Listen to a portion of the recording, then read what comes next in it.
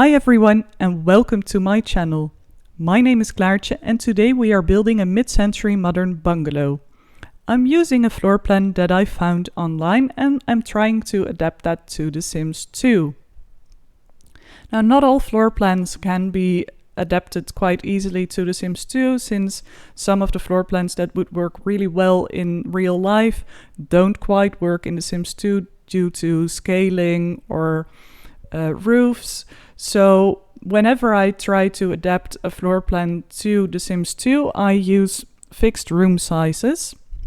So for instance, when I'm building a bedroom, especially a double bedroom, I usually will use a 4x4, unless I want to add a closet, in which case I will use a 5x4, and for bathrooms I will use a 2x3 or a 2x2, etc.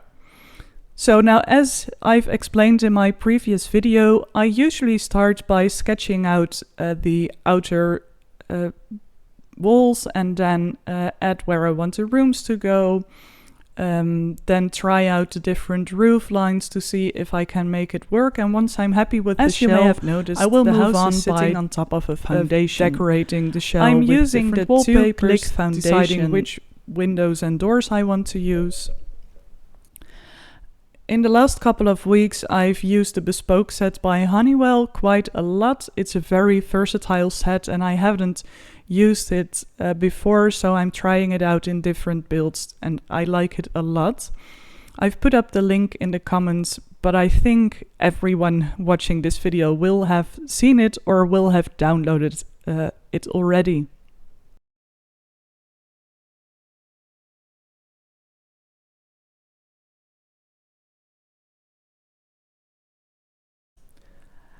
As you may have noticed, the house is sitting on top of a foundation.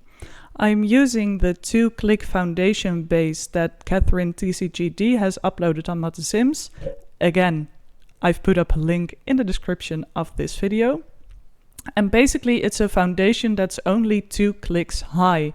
Normally foundations are 4 clicks high, and Catherine has lowered the foundation height using the grid adjuster.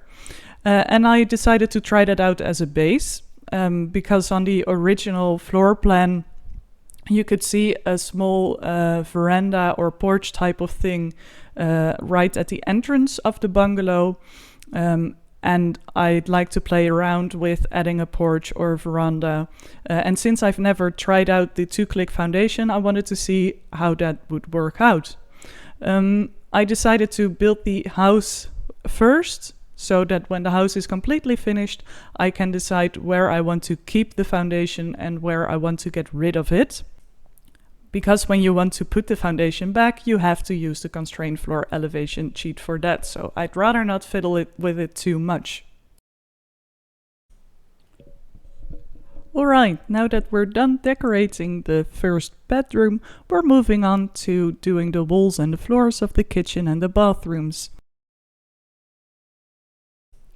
Now I have a tendency to go through different CC phases, so depending on which phase I'm in, I will be using certain wall sets or certain floor sets quite often. As you can see, I'm right in the middle of a big subway tile phase combined with Portuguese floor tiles.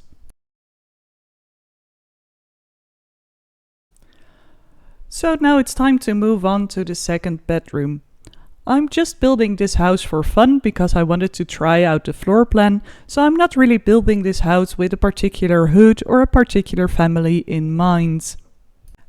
As I'm a big fan of the IKEA stuffed bag, I tend to overuse the IKEA furniture items in my builds, so for this build I try to challenge myself using items that I wouldn't normally add to my builds.